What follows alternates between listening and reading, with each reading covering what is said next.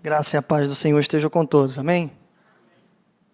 Grande alegria estarmos reunidos na casa do Senhor para mais um culto de louvor e adoração ao nosso Deus. Quero aproveitar a oportunidade de cumprimentar alguns visitantes que vejo aqui, tá? Sintam-se abraçados pela nossa igreja. É um prazer, uma alegria tê-los aqui, tá bom? Queria te convidar a abrir o texto que está no Evangelho de João, capítulo 10. Vamos seguir, dar continuidade ao que iniciamos semana passada, nesse capítulo, e hoje a partir do verso de número 11. Evangelho de João, capítulo 10, a partir do verso 11. Vamos ler do 11 ao 21. O tema de hoje é o testemunho do bom pastor. Sobre isso que vamos falar nessa noite. Amém? Diz assim: Eu sou o bom pastor. O bom pastor dá a sua vida pelas ovelhas. O assalariado não é o pastor a quem as ovelhas pertencem. Assim, quando vê que o lobo vem, abandona as ovelhas e foge. Então o lobo ataca o rebanho e o dispersa. Ele foge porque é assalariado e não se importa com as ovelhas. Eu sou o bom pastor. Conheço as minhas ovelhas e elas me conhecem. Assim como o Pai me conhece, eu conheço o Pai e dou a minha vida pelas ovelhas. Tenho outras ovelhas que não são deste aprisco. É necessário que eu as conduza também. Elas ouvirão a minha voz e haverá um só rebanho e um só pastor. Por isso é que meu Pai me ama, porque eu dou a minha vida para retomá-la. Ninguém a tira de mim, mas eu a dou por minha espontânea vontade. Tenho autoridade para dá-la e para retomá-la. Esta ordem recebi de meu Pai. Diante dessas palavras, os judeus ficaram outra vez divididos. Muitos deles diziam: ele está endemoniado, enlouqueceu, por que ouvi-lo? Mas outros diziam: essas palavras não são de um endemoniado. Pode um demônio abrir os olhos dos cegos? Amém? Essa é a nossa passagem. Que Deus nos abençoe. A irmã Rosiane já orou? Então que o Senhor tenha misericórdia de nós e nos conduza. Bom, irmãos, como eu disse, o nosso tema que vamos refletir nessa noite se chama o testemunho do bom pastor, seguido do testemunho das ovelhas do bom pastor, o que vimos semana passada. Algumas informações importantes para a gente poder continuar. Vimos que semana passada que o capítulo 10, basicamente, funciona como uma espécie de ilustração de tudo aquilo que aconteceu no capítulo 9. Eu lembro rapidamente para você. No capítulo 9, Jesus conheceu um homem que, segundo as informações que temos, ele era cego de nascença. Um milagre que espantou muitos religiosos da época, sobretudo os fariseus, porque dentro da cultura judaica, curar um cego não era algo tão incomum assim. Mas um cego de nascença era crido que somente Deus poderia curar um cego de nascença. Porque não é restaurar a vista, é dar algo que ele ainda não tem. Então é fazer algo extremamente novo. Só Deus poderia fazer isso, e Deus fez, o Deus encarnado, Jesus, tudo certo. Mas os fariseus, irmãos, não ficaram satisfeitos. Chamaram os pais do homem, pressionaram eles. Um dos versículos diz assim, olha, eles estavam com medo, porque os judeus tinham dito que quem acreditasse em Jesus seria expulso da sinagoga. E aí, com medo, eles respondem à investigação, chamam o rapaz que foi curado, responde à investigação. No final de tudo, o texto termina com esses religiosos expulsando o homem que era cego, mas que agora vê. Diante de um milagre, claro, um sinal, Deus nos visitou. Ao invés de alegria, a gente teve aqui ódio, opressão, né, por parte daqueles que deveriam acolher aquele homem. Bom, e aí a gente vem para o capítulo 10. Onde Jesus inicia esse discurso maravilhoso, ilustrando de forma alegórica o que acabou de acontecer. Ou seja, a diferença do bom pastor. O que Jesus fez no capítulo 9, ele acolheu aquele homem. Ele se compadeceu daquele homem. Logo depois que ele opera o milagre, ele descobre que o homem foi expulso. Ele vai atrás do homem para confirmar, não mais a cura, mas agora a salvação na vida dele. Ele age como o bom pastor, porque ele vai atrás da ovelha perdida, busca ela até encontrá-la. Mas como é que os outros agem? Os outros agem explorando, oprimindo, expulsando da sinagoga, eles agem como ladrões e salteadores, justamente o que a nossa passagem vai dizer. E agora, irmãos, a partir do 11, a partir do verso 11 ao verso 21, o foco se volta mais ainda para as características desse que é o único, irmãos, o supremo, o sumo, o bom pastor, Jesus Cristo. Bom, a gente viu que o último verso da semana passada é o verso 10. Eu queria ler com você, porque eu acredito que toda a nossa passagem é uma espécie de ampliação, é uma explicação um pouco mais profunda do verso 10. Veja o que diz o verso 10. O ladrão vem apenas para roubar, matar e destruir. Faz uma pausa aqui. Aprendemos semana passada que o ladrão não é o diabo. Embora essas sejam características do diabo, aprendemos que o ladrão da passagem, de novo, são aqueles líderes religiosos que oprimiam, que exploravam e que expulsavam o povo, que se alimentavam do rebanho, ao invés de servir, se serviam do rebanho, ok? Mas seguindo, ele diz, eu vim para que tenham vida e a tenham plenamente. Um texto que conhecemos de cor, um texto profundo, maravilhoso. Em outras versões é dito vida e vida com abundância. Tanto a palavra abundância quanto a palavra plenitude, irmãos, explicam muito bem qual é o tipo de vida que Jesus Cristo veio reservar para nós. Bom, e aí chegamos a nós, as ovelhas. Por isso, a grande lição que vamos aprender hoje se chama o seguinte: no conforto do aprisco, podemos esquecer o preço que ele pagou para nos dar segurança, provisão e liberdade. Basicamente foi vida pela vida. Para que tivéssemos vida hoje, ele teve que dar a sua própria vida por amor às suas ovelhas, ou seja, vocês. É isso que vamos aprender hoje. Que no conforto do aprisco podemos nos esquecer da coisa mais importante. Ele veio para nos dar e nos deu vida e vida com abundância, mas a pergunta que a gente vai fazer hoje é: o quanto isso custou para ele? E isso, irmãos, a gente não pode esquecer. Na verdade, isso é o motor da espiritualidade do cristão. A gente vai aprender tudo isso hoje. Eu separei o texto em 4 partes, que são, na verdade, as 4 marcas, aquilo que identifica, que torna Jesus o bom pastor. 4 coisas. Primeiro, o tipo de comprometimento. Segundo, o tipo do relacionamento. Terceiro, o tipo de rebanho que ele veio criar. E, por último, o tipo de sacrifício que ele vai ter que fazer. Vejamos então, verso de número 11, o tipo de comprometimento. Veja, ele diz assim: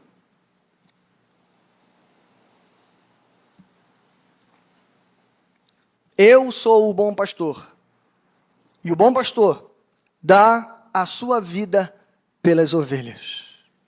Ah, irmãos, que frase importante. Em primeiro lugar, eu quero saltar a sua atenção, porque essa é a 4ª autoafirmação de Jesus. A gente viu que o Evangelho de João, dentre tantas divisões maravilhosas que temos, nós temos uma muito importante. Esse, diferente dos outros evangelhos, é o único que registra 7 auto-identificações ou autoafirmações do próprio Senhor Jesus. Então, até aqui, ele já se identificou como: eu sou o pão da vida. Mais à frente ele disse: eu sou a luz do mundo. E nesse mesmo capítulo ele disse: eu sou a porta das ovelhas, aquele que entrar por mim, entrará e sairá e encontrará pastagem. Bom, aqui então estamos na 4ª autoafirmação. Agora no mesmo capítulo ele diz: eu sou o bom pastor. Bom, ele se intitula como o pastor prometido de Israel. Aquele que deveria de vir, veio. O pastor chegou, como vimos semana passada. Ele é o cumprimento das profecias. Bom, mas ele coloca um adjetivo aqui. Ele poderia simplesmente dizer: olha, eu sou o pastor de Israel. Aquele sobre o qual as profecias apontaram, Ezequiel 34, Miqueias capítulo 2, Zacarias e tantos outros profetas apontaram que quando o Messias viesse, um dos ministérios do Messias seria como que um pastor reunir o rebanho espalhado, disperso de Israel. Ele poderia simplesmente dizer: o pastor chegou, mas não é isso que ele diz. Ele diz: eu sou o bom pastor. Em grego, ele diz assim: egoimi, ho poimen, ho kalos. O que significa isso? Literalmente, eu sou o pastor, o bom. Eu vou te ensinar 3 curiosidades dessa frase, que provavelmente você não sabe. Primeiro, o bom aqui não é bom. O dar aqui não é dar. E vida aqui não é vida. Você vai entender. Olha só que legal. Quando você lê, eu sou o bom pastor, provavelmente você interpreta isso como que Jesus é um pastor muito bondoso. Não é isso? Só que em grego temos duas palavras para falar sobre bondade. A primeira palavra é agathos, bom, no sentido de bondade. Mas não é a palavra que Jesus está utilizando aqui. Jesus está utilizando kalos, que significa bom, no sentido de belo, maravilhoso, superior. Em outras palavras, irmãos, veja, essa palavrinha ela era usada para a virtude dos homens. Era usada para a beleza exterior. Eu vou aplicar ela, veja bem. No Evangelho de João, ela já foi utilizada 2 vezes. Primeiro, bodas de Caná da Galileia. Essa palavra é usada para qualificar o vinho que Jesus transformou lá no final. Lembra do milagre poderoso? Lembra do que o encarregado da festa disse? Vocês guardaram o quê? O melhor vinho para o final. A palavra melhor é a palavra que é usada aqui. Veja bem isso. Em outras palavras, irmãos, o que Jesus está dizendo é, eu não sou um bom pastor. Eu não sou o bom pastor no sentido de ser bom, e ele de fato é bom. Mas veja, eu sou o pastor, o melhor, o primeiro, o último, o superior. É isso que ele está dizendo. Bom, ele continua dizendo, o bom pastor, por que ele é o bom pastor? Porque ele é o melhor dos pastores. Porque ele dá a sua vida pelas ovelhas. Esse verbo dar significa literalmente pagar um preço. Por isso que eu brinquei, né? Dar aqui não é dar. Dar aqui é pagar. Só que aqui, irmãos, o preço que ele paga é com a sua própria vida. Então ele é aquele que dá a sua vida pelas ovelhas. E vida não é vida porque vida aqui é a palavrinha grega que significa alma. Alma, psique. A pergunta que você deve estar fazendo é, poxa, mas por quê? Por que ele não usou aqui a palavra vida? Por exemplo, zoe, e usou psique. Eu explico para você rapidinho. Se ele usa zoe, a gente vai interpretar esse texto somente com o sacrifício de Jesus. E, de fato, isso é o que rege o contexto. De fato, ele está falando da sua morte. De fato, ele está falando do momento em que ele vai pagar o preço pela nossa salvação. Mas, irmãos, ele está falando de muito mais do que isso. Quando ele coloca psique, em outras palavras, ele está usando no sentido de que eu dou toda a minha vida por vocês. Inclusive nesse momento agora. Lembra, o filho do homem não tem onde reclinar a cabeça. O filho do homem não tem descanso. Às vezes ele pede água, não recebe água. Às vezes ele está com fome. Enfim, irmãos, cada passo que ele deu aqui na terra, cada coisa que ele falou, cada sofrimento, tudo isso significa, ele está dando a sua vida pelas suas ovelhas. Por que isso, irmãos? Veja, Jesus é o bom pastor. Significa que ele é o oposto dos maus pastores. Por quê? Porque ele é o pastor, ele é o bom. E a sua beleza, como eu disse, é bom no sentido de belo, no sentido de perfeito, de maravilhoso. É vista através das suas obras. E a maior de todas as obras é, no momento certo, e ele já começou a fazer, ele vai dar a sua vida pelo resgate das suas ovelhas. Bom, o texto continua, verso 2. E aí, em contraste, o assalariado não é o pastor a quem as ovelhas pertencem. Assim, quando vê que o lobo vem, abandona as ovelhas e foge. Então o lobo ataca o rebanho e o dispersa. Ele foge porque é assalariado e não se importa com as ovelhas. Enfim, irmãos, o que Jesus faz é um contraste entre o bom pastor e o assalariado. Eu explico para vocês rapidinho isso. Bom, a palavra que Jesus usa aqui fica melhor como contratado. Algumas versões vão traduzir como mercenário. Não estou dizendo que está errado, tá, irmãos? Presta atenção nisso. Só que para você chegar lá, você precisa construir isso aqui primeiro. Veja bem, a palavra que Jesus usa é contratado. E eu falei aqui da analogia do pastor, e isso é comum, irmãos, até os dias atuais no Oriente, em todas as partes onde tem a profissão de pastor. Nem sempre o rebanho que aquele pastor que você está vendo que está conduzindo, nem sempre aquele rebanho é daquela pessoa. Geralmente, os pastores eram contratados de um senhor muito rico, alguém muito poderoso, que contratava esses rapazes para poder tocar o rebanho.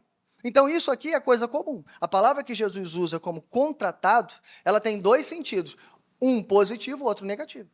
No sentido positivo, é um servo empregado assalariado, ok, que recebe justamente o seu pagamento para exercer aquele tipo de trabalho. Até aqui tudo bem. Mas e quando aquela pessoa recebe o salário, e aí na hora de fazer aquilo que ela tem que fazer, ela não faz? Aí, irmãos, a gente só tem uma palavra para falar.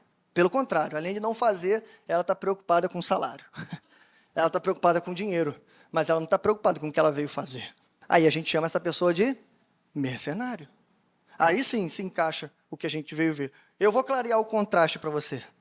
De um lado, o bom pastor dá a vida pelas suas ovelhas. Do outro lado, o mercenário preserva a sua vida em detrimento das ovelhas. O bom pastor pastoreia o rebanho que é seu, enquanto o mercenário pastoreia o rebanho de outro.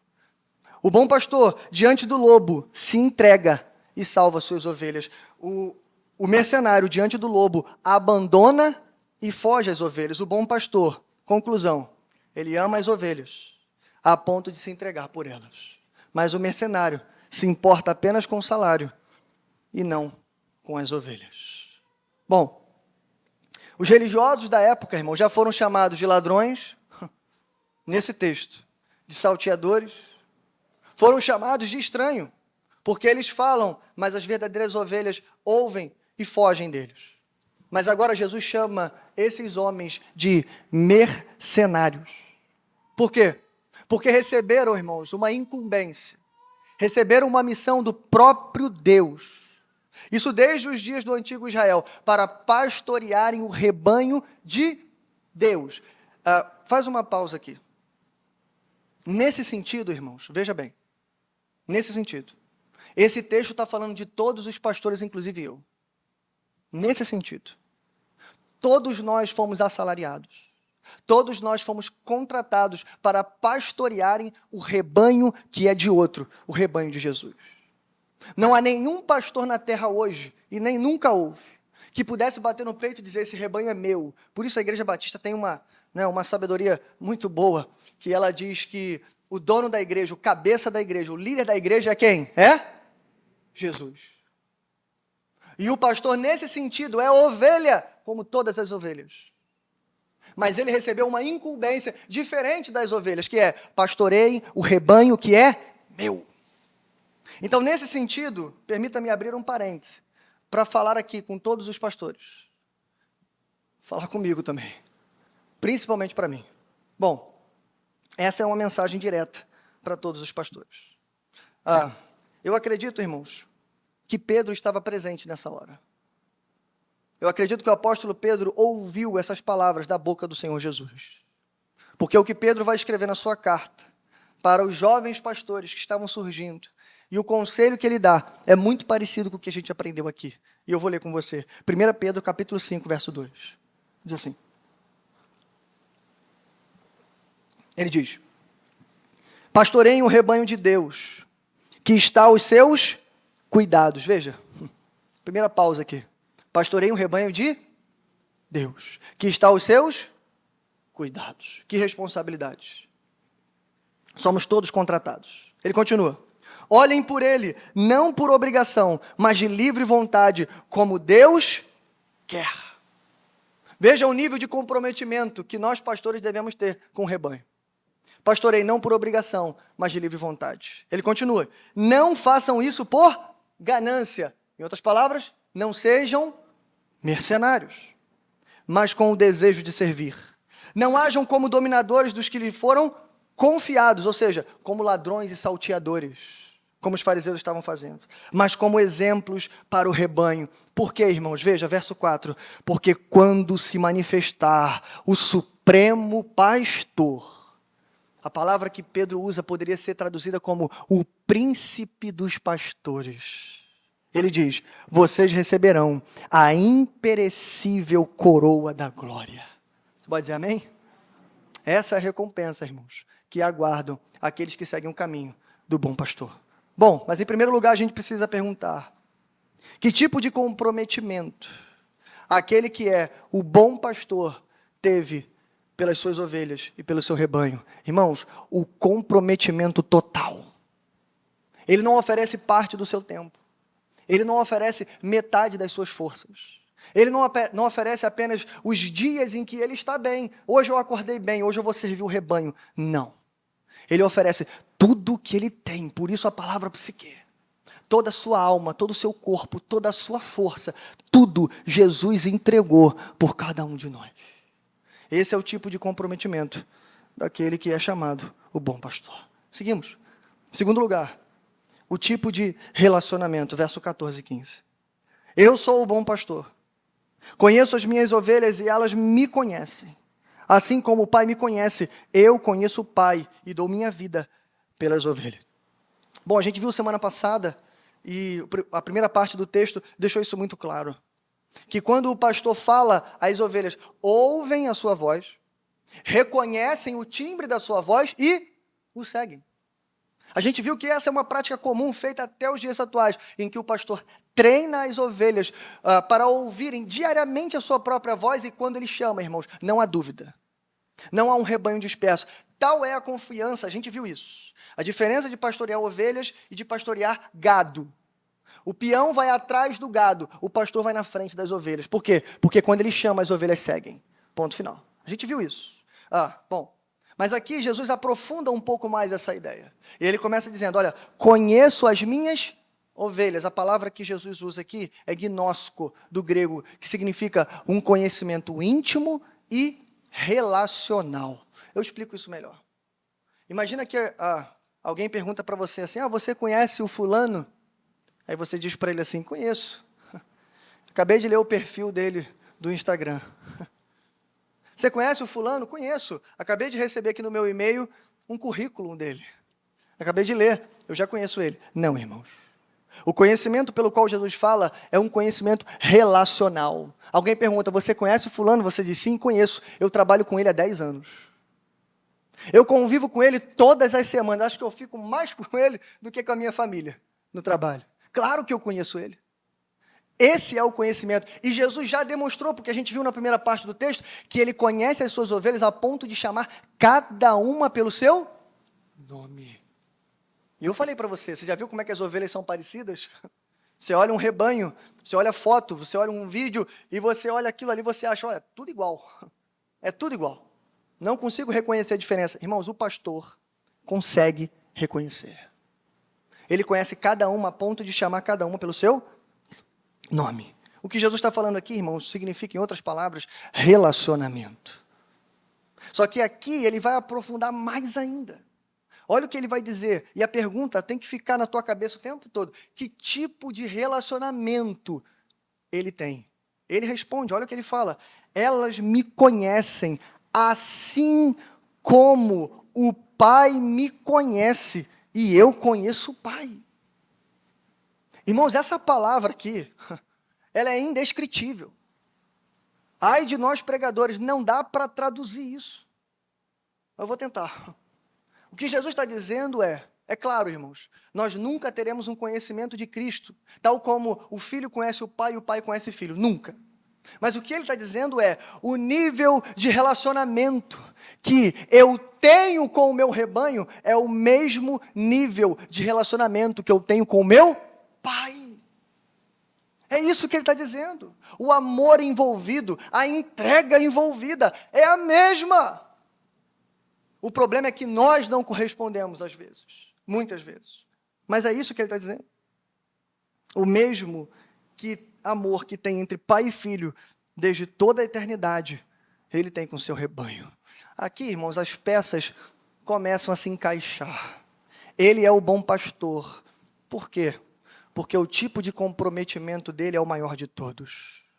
Mas veja, ele não dá a sua vida pelas ovelhas apenas por causa de um compromisso que ele tem com a sua profissão.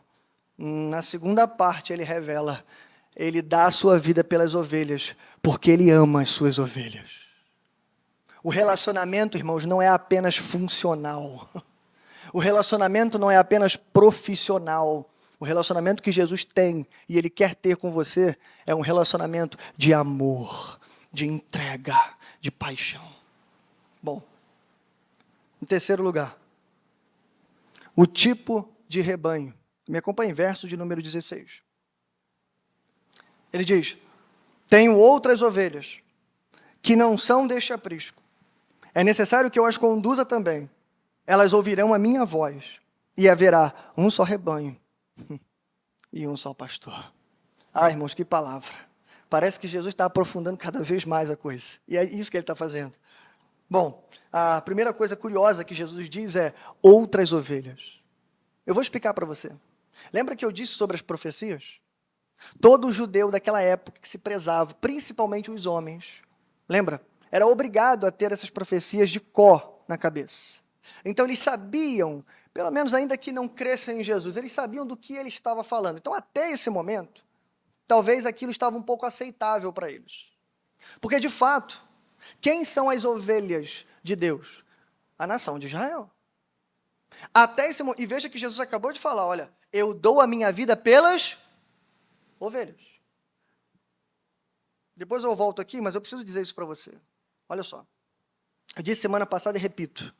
Na alegoria de Jesus sobre o pastor e as ovelhas, não há bode aqui. Desculpa. Diferente da profecia de Ezequiel 34, que é daqui que Jesus está, cumprindo a profecia, Jesus não fala dos bodes aqui. Como eu disse, ele fala dos ladrões, salteadores, do estranho. Acabou de falar agora do assalariado ou do mercenário, mas ele não fala dos bodes. Um lembrete importante para você. Jesus não diz que ele dá a sua vida pelos bodes e pelas ovelhas. Então grava isso para você nunca mais esquecer. Ele só dá a sua vida pelas ovelhas.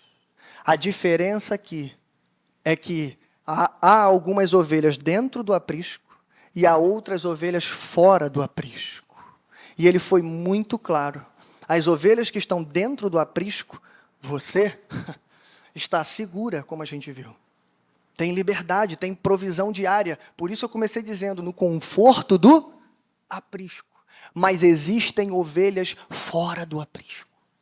O que Jesus está dizendo aqui é uma bênção, mas também um grande lembrete. Ele diz, tenho outras ovelhas que não são deste aprisco. Essa frase continuará ecoando até que ele volte. Porque enquanto tivermos vida e a humanidade prosseguir, irmãos, sempre haverá ovelhas que não são desse aprisco. Mas a pergunta é, elas vão continuar fora do aprisco? Continuarão perdidas? Até que elas morram ou até que Jesus volte? Não! Porque a ovelha que é a ovelha, primeiro, quando ele falar, elas vão reconhecer a sua voz. Segundo, ovelha que é ovelha, irmãos, tem que estar no aprisco. Elas só não estão no aprisco porque elas ainda não ouviram a voz do pastor. Lembra, a ovelha não tem senso de direção. Elas estão esperando ouvir a palavra do bom pastor. Olha como é que ele completa dizendo, tenho outras ovelhas que não são desse aprisco. É necessário que as conduza também. E ele diz, elas ouvirão a minha voz. E aí sim, haverá um só rebanho e um só pastor. É isso que ele diz, irmãos. Haverá um só rebanho e um só pastor. Então a pergunta é, que tipo de rebanho ele está reunindo? Minha resposta é, um rebanho de todas as línguas, todas as tribos, todas as raças e todas as nações. Esse é o tipo de rebanho que ele está reunido. Embora elas estejam fora do aprisco, elas são ovelhas. E quando escutarem a voz do pastor, elas virão. E junto com a gente, ficarão no aprisco. Amém? Quarto lugar, versos 17 e 18. O tipo de sacrifício.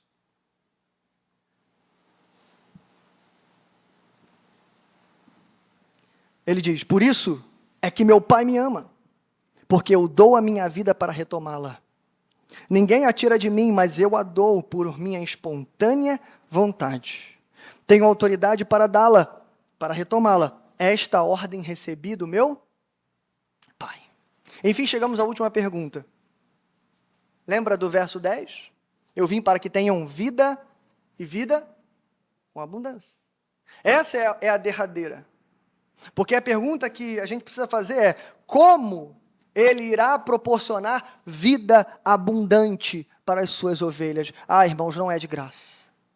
Não será fácil. E aí ele vai começar a explicar esse negócio aí. A resposta inicial é: através do sacrifício da sua própria vida. Mas a gente precisa perguntar: que tipo de sacrifício é esse? Bom, há uma coisa que eu quero ver com você, porque toda metáfora é problemática. A gente sabe disso. E sempre quando a gente olha para uma alegoria bíblica, a gente precisa tomar cuidado. Seja uma parábola, aqui no caso a gente tem uma alegoria, uma espécie de analogia. A gente precisa tomar cuidado, porque se a gente for traduzir todos os elementos, a gente pode se perder um pouco e perder o sentido do texto. Então, sempre cuidado quando você for interpretar um texto alegórico. Mas veja, aqui a gente tem um aparente problema aqui. Um aparente problema.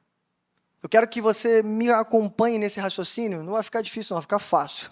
Você precisa de atenção. Então, me acompanhe nesse raciocínio. Eu vou tentar fazer você entender, para você entender o tipo de sacrifício que ele vai fazer.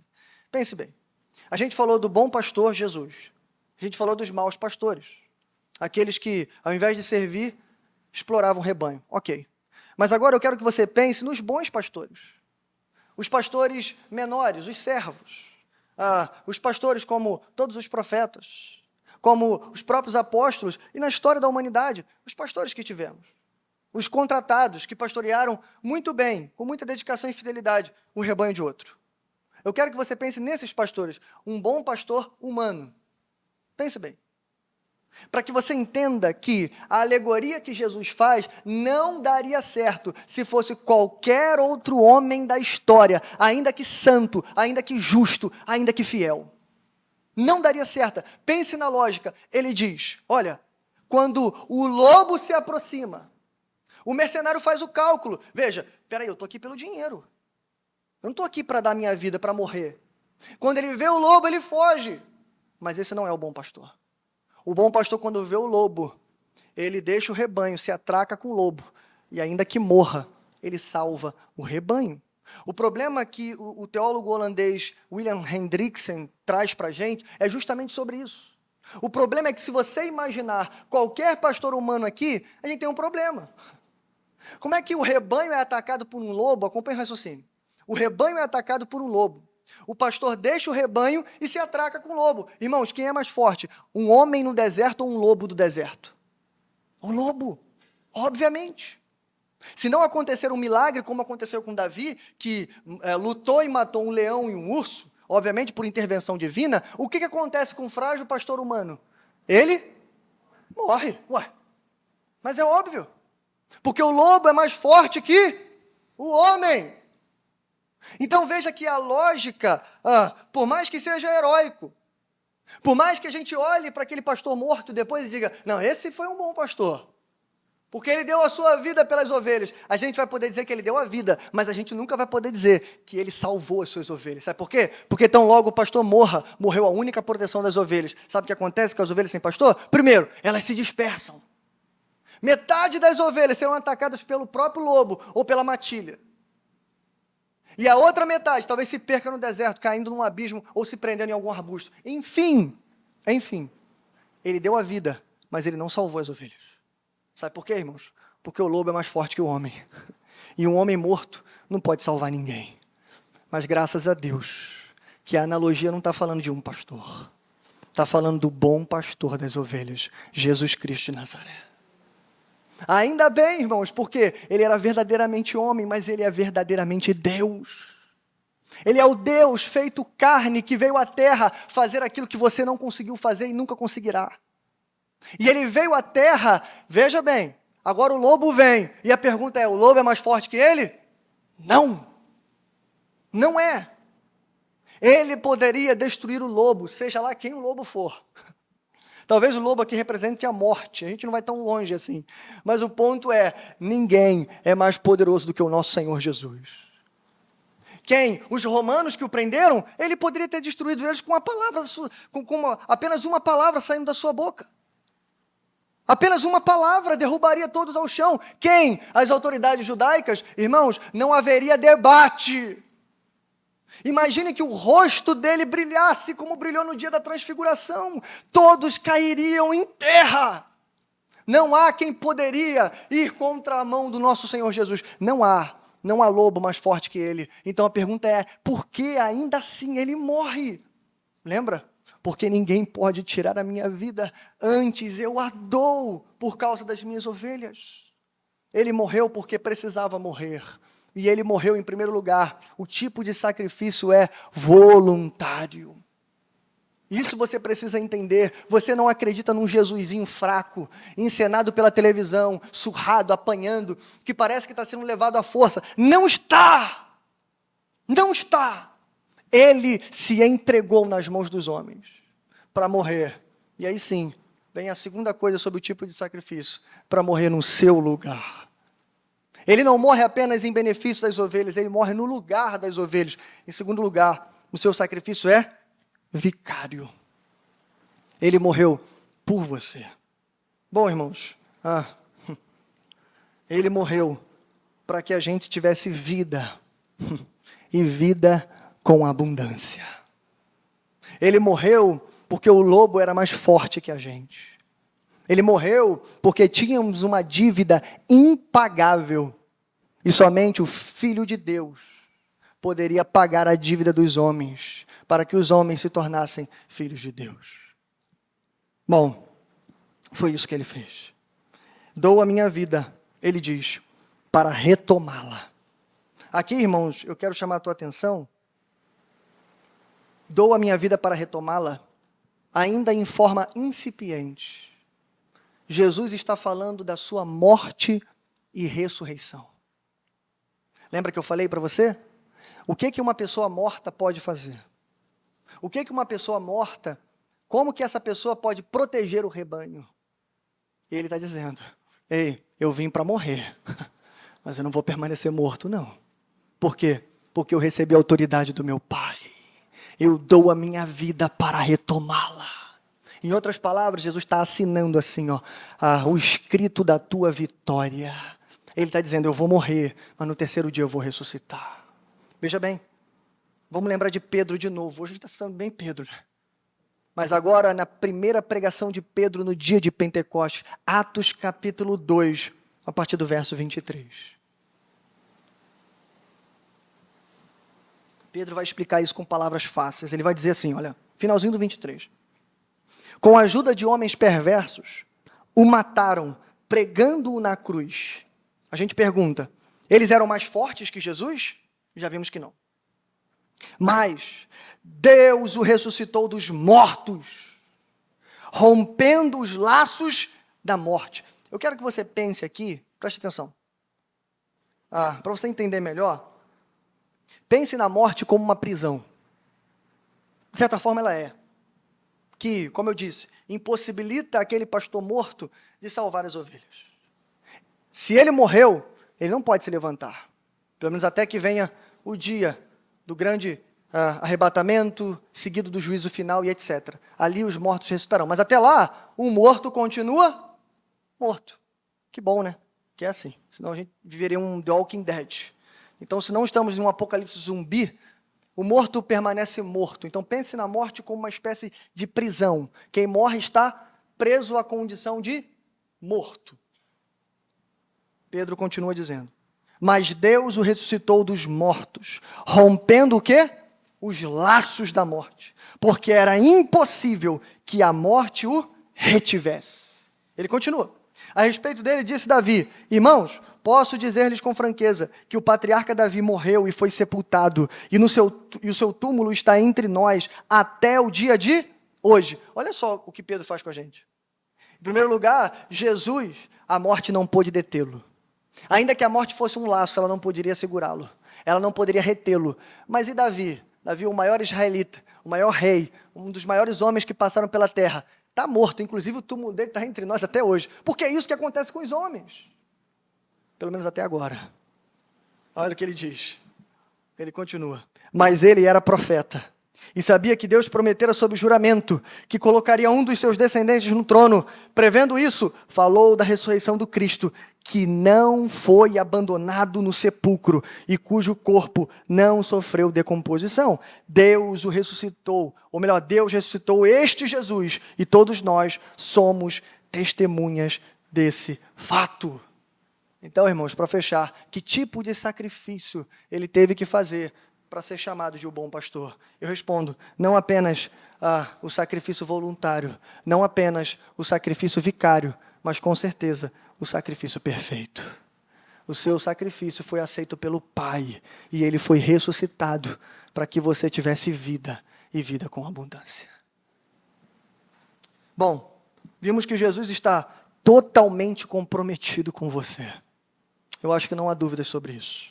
A prova disso é que ele voluntariamente se entregou no seu lugar.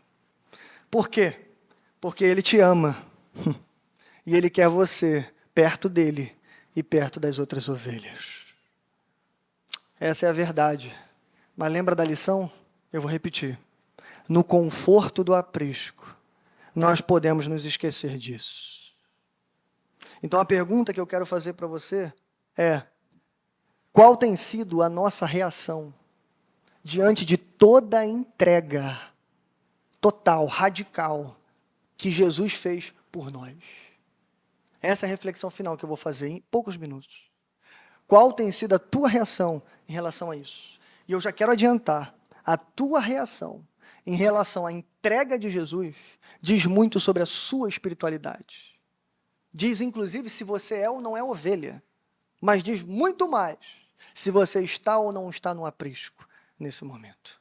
Então, 4 perguntinhas eu vou fazer para você, mas antes de falar as 4, vamos terminar o texto. A gente parou no 18, vamos ler do 19 ao 21. Aqui é exatamente o que está acontecendo. É a reação de quem estava ouvindo. Como é que eles reagiram? Eles reagiram assim, ó. Diante dessas palavras, os judeus ficaram outra vez divididos. Muitos deles diziam, ele está endemoniado, enlouqueceu, por que ouvi-lo? Mas outros diziam, essa palavra não é de um endemoniado. Pode um endemoniado abrir os olhos dos cegos? Então veja, a reação aqui foi, ele está louco, endemoniado, ficaram divididos, alguns defenderam, enfim. Talvez os discípulos entenderam alguma coisa, mas a pergunta é, qual é a nossa reação? Qual tem sido a nossa reação? Em primeiro lugar, primeira pergunta que eu faço para você. Qual tem sido o nível do seu comprometimento ao bom pastor e ao seu rebanho? Eu quero que você pense nisso agora. Qual tem sido o nível do seu comprometimento? Será que você é daqueles que está disposto a servir até que isso lhe custe alguma coisa? Será que você pensa 1, 2, 3, 4, 5, 6, 7, 8, 10 vezes antes de assumir um compromisso na casa do Pai? Será que você é daqueles que tem até boa vontade, mas quando você se escuta o quê? Sábado de manhã? Eu acordo cedo todo dia. Tem gente que fala, irmãos, que não pode vir no culto da manhã. Pastor, eu não consigo acordar cedo. Imagina se Jesus dissesse isso quando ele veio e se fez homem. Imagina. Acordava cedo, caminhava o dia inteiro. Quando todo mundo ia descansar, ele subia o monte para interceder por mim e por você. Esse é o tipo de entrega que a gente está falando, irmãos. Algumas pessoas vão chamar isso de fanatismo, outros vão chamar isso de radicais, mas eu prefiro passar mais tempo com Jesus aqui e depois passar toda a eternidade com Ele, do que não passar nenhum tempo com Ele aqui e passar toda a eternidade sem Ele. Se você parar para pensar que na eternidade você vai servi-lo, não vou dizer 24 horas, porque não tem 24 horas lá, mas todo o tempo. Não sei como será, mas será uma vida de integral serviço ao Senhor. Lá não haverá corações divididos, compromissos a cumprir, contas a pagar. Uau, glória a Deus. Mas já parou para pensar que não são as responsabilidades que a gente tem nessa vida que nos impedem de cumprir o nosso comprometimento? Não são, quem dera fossem. Porque a verdade é, irmãos, nos sobraria muito tempo ainda para nos dedicarmos ao bom pastor e às suas ovelhas. Nos sobraria tempo, irmãos. Não se esqueça disso. Tem ovelha que ainda está fora do aprisco, irmãos. O símbolo aqui é o símbolo da eleição. Sim, os judeus estavam certos, mas não era eleição nacional. É eleição individual. Jesus está falando de todas as ovelhas, de todos os tempos, de todas as eras.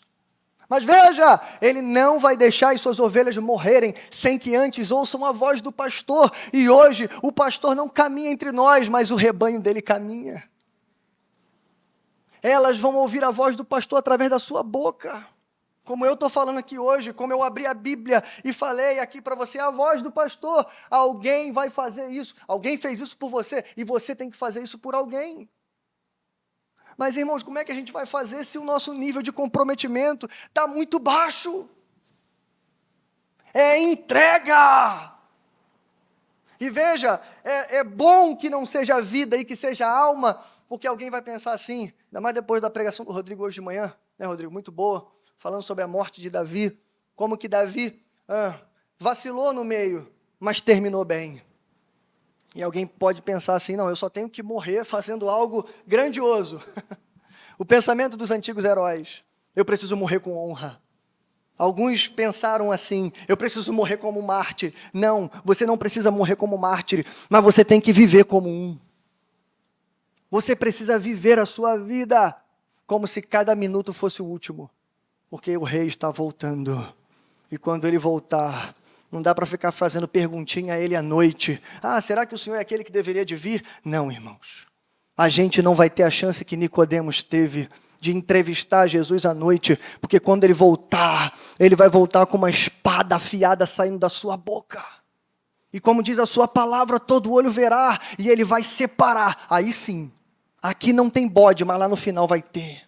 Ele vai separar os bodes das ovelhas, não haverá mais oportunidades.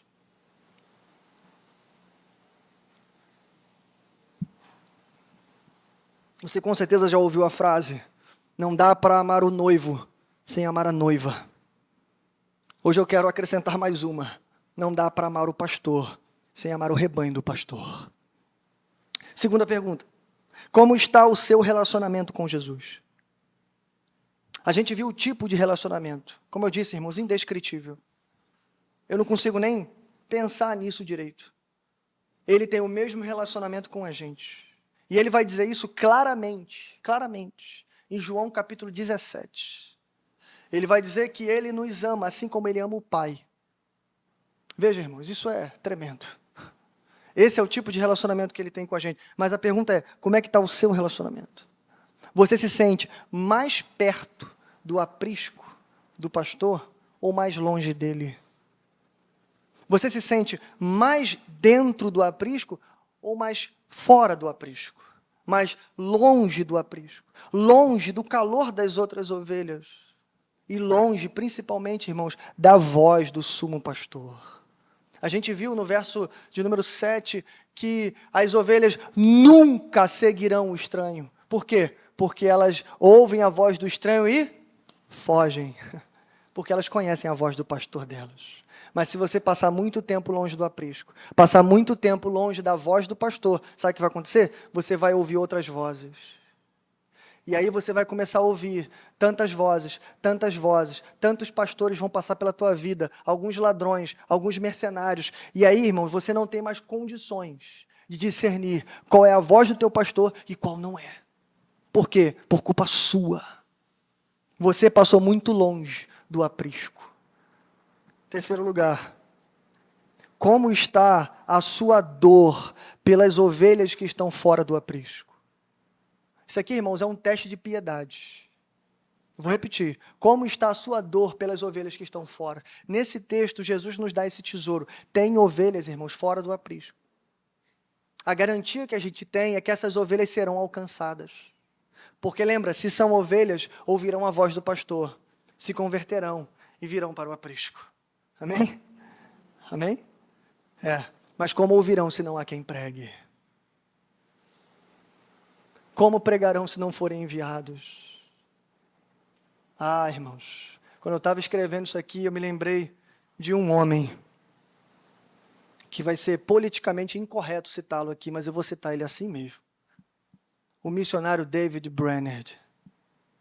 O missionário, irmãos, conhecido que deu a sua vida pela conversão dos índios selvagens americanos. Os índios selvagens. Pele vermelhas e outras tribos que não lembro o nome. Mas eram índios que, basicamente, trucidavam o homem branco naquele período. Estados Unidos ainda é um conglomerado de colônias nessa época. Esse homem, irmãos, com 24 anos de idade, ele sentia um fervor tão grande no coração para levar o evangelho às almas. E Deus botou no coração dele assim: vá para os selvagens, não me pergunte por quê. Eu vou ler a oração que ele faz, mas ele vai para lá, irmão. Só um resumo da vida dele. Com 24 anos, ele está chorando na cama dele, dizendo assim: me perdoa, porque eu vivi tão pouco para a tua glória. Com 24 anos de idade. E aí, irmãos, ele vai. Para surpresa de todos, ele pega tuberculose. 4 anos depois, ele vira óbito. Ele vai morrer. Na primeira vez, mandam ele sair de lá, ele não sai. Ele continua. Ele estava noivo da filha de Jonathan Edwards, também um pregador conhecido. Ele não volta. Se ela me ama, ela me espera. Eu não vou voltar, nem para casar. Quando ele volta, irmãos, para a Inglaterra, ele já volta deitado numa cama para morrer. Com 28 anos de idade, esse homem desce à sepultura. Ah, irmão, vamos falar do que ele fez? Ele impactou o nosso mundo. Talvez, irmãos, a gente seja cristão por causa dele. Sabia disso? Eu vou explicar para você melhor. Eu vou explicar. David Brainerd, além de alcançar milhares de índios nos Estados Unidos, pacificando boa parte dos Estados Unidos, levando o evangelho para aquele lugar. Presta atenção. Além disso que ele fez, e além de não morrer pelos índios. Isso já foi um avanço. Vou contar só uma experiência para você rapidinho. Tem um relato de que ele está, irmãos, no meio da floresta. Quando ele chega aos peles vermelhos. Ele está com medo, obviamente. Se eles me verem, eles me matam. Não é isso? Então, alguma coisa vai acontecer. Ele monta um acampamento e, como ele gostava de fazer, ele passa o dia orando e jejuando. Orando e jejuando. E ele tinha mania de se levantar da oração, ler as Escrituras e pregar as Escrituras em voz alta. Para ele mesmo. Um belo dia, irmãos, ele escuta um barulho na mata. Quando ele olha, ele está cercado de índios. Ele não sabia que há 3 dias os índios estavam em volta dele. E os índios estavam ouvindo 3 dias ele pregar. Quando chegou no 3º dia, e quando ele então é confrontado pelos índios, os índios estão com lágrimas nos olhos, ouvindo o sermão. E ele pregava, se eu não me engano, Isaías capítulo 53. Aqueles índios, ao invés de não matar ele, se converteram. Mais do que isso.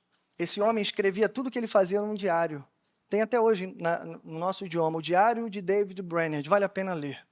Às vezes desanima um pouco, porque o cara é muito crente. Mas é bom. Esse diário, irmãos, preste atenção, foi responsável por incendiar o mundo.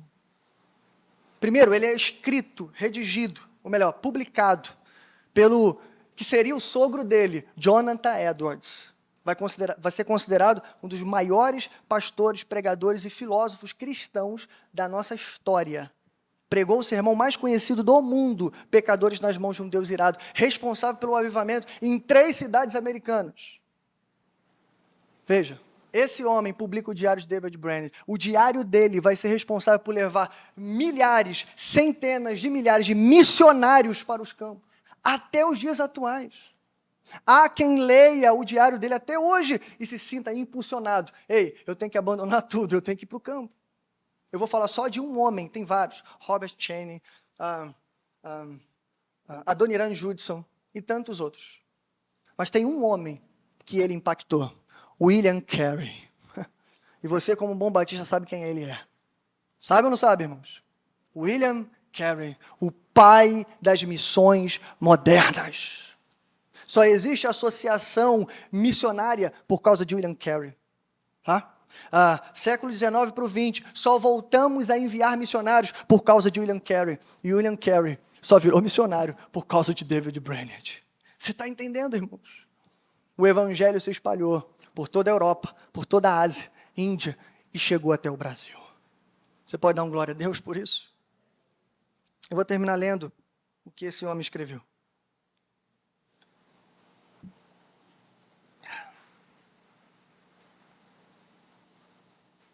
Ele diz assim, abre aspas, eis-me aqui, Senhor, envia-me a mim, até os confins da terra, Envia-me aos selvagens do ermo. Envia-me para longe de tudo que se chama conforto da terra. Envia-me mesmo para a morte, se for no teu serviço, e para promover o teu reino. Adeus, amigos. Adeus, confortos. Mesmo os mais anelados de todos. Se o Senhor quiser, gastarei a minha vida até os últimos momentos em cavernas e covas, se isso servir para o progresso do reino de Cristo. Ele fez essa oração com 24 anos de idade. Depois ele pega um navio e vai para os Estados Unidos. 4 anos depois ele morre. 3 meses depois a sua noiva morre, talvez de tristeza. Os dois estão enterrados juntos, de mãos dadas até hoje, na Inglaterra. Sabe o que significa isso, irmãos? Isso aqui é um crente que entendeu que o comprometimento dele tem que ser de vida e a vida toda. Isso aqui não é uma oração apaixonada de um único homem. Isso aqui é o fogo que deveria queimar nos nossos corações. A gente, irmãos, pode estar acomodado no conforto do aprisco. O aprisco não é o lugar da ovelha morrer, irmãos. Presta atenção nisso. É o lugar de segurança, de provisão. Isso aqui é maravilhoso, é lindo. Mas aqui, irmãos, é o lugar para a gente se fortalecer, mas para a gente sair lá fora e buscar as outras ovelhas que são desse aprisco, mas agora estão lá fora. Então eu termino dizendo que a dor que você sente quando você pensa nessas ovelhas que estão lá fora, sofrendo todos os perigos, você está alimentado, elas não. Você está feliz, elas estão sofrendo. Por quê? Porque elas ainda não ouviram a voz do pastor. Você pode dizer amém? Mas tem eu e você para falar com elas, para resgatá-las, para buscá-las. Que o Senhor nos faça a exemplo do bom, do melhor, do supremo pastor. Também pastores de ovelhas que estão comprometidos a gastarem suas vidas pela vida das ovelhas. Vamos orar. Pai nosso que estás nos céus, bendito e exaltado, Senhor, é o teu nome. Obrigado, Senhor, pela tua palavra.